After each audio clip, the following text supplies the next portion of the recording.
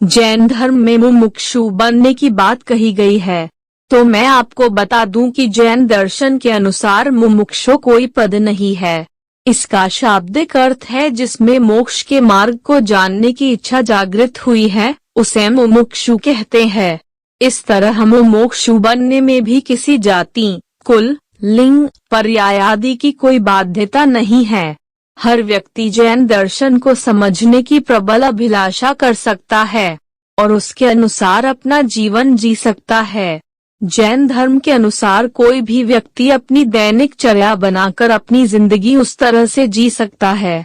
इस लिहाज से जैन दर्शन जीवन को जीने की कला है और जैन दर्शन ये कला अपनाने की बात केवल इंसानों के लिए ही नहीं बताता है, बल्कि जानवर को भी इस योग्य समझता है। जैन दर्शन में ये मान्यता है कि आज भी ऐसे अनेक तिर्यंश यानी संघी पंच इंद्रिय जीव है जो अपनी भूमिका के अनुसार जैन दर्शन के मार्ग को अपनाकर अपना जीवन जी रहे हैं।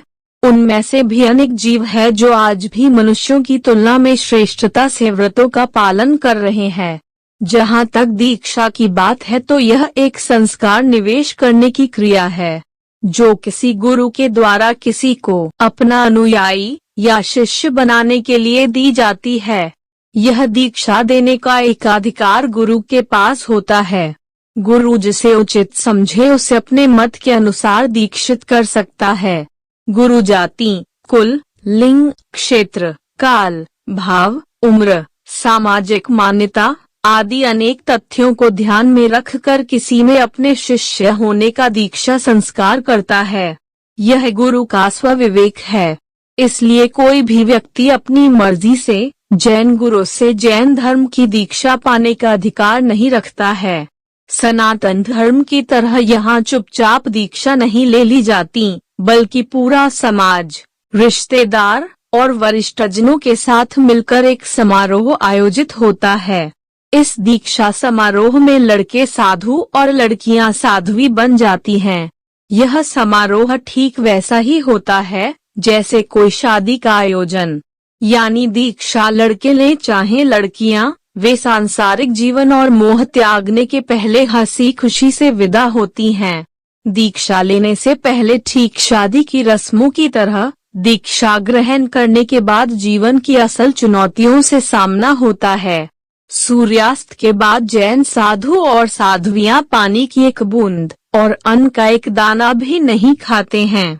इसी तरह सूर्योदय होने के बाद भी ये लोग करीब 48 मिनट बाद ही पानी पीते हैं। दीक्षा के पीछे मूल भाव आत्म कल्याण और जन कल्याण होता है। मोक्ष आत्मा का जन्म सिद्ध अधिकार है। जब आत्मा पाप पुण्य रूपी कर्मों से जो मुक्त होती है उसे मोक्ष कहा गया है। इस मोक्ष तक पहुँचने का मार्ग संन्यास से होते हुए गुजरता है। धर्म में कही गई यह बात शब्दशः सत्य है और लगभग हर धर्म संन्यास को किसी न किसी रूप में ईश्वर तक पहुँचने का मार्ग बताता है।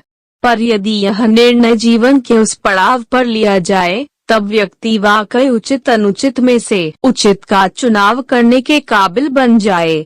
मित्रों, अगर वीडियो पसंद आया है तो प्लीज हमारे चैनल हिमांशु वॉइस को सब्सक्राइब कीजिए, वीडियो को लाइक कीजिए, कमेंट कीजिए और अपने प्रियजनों में शेयर कीजिए।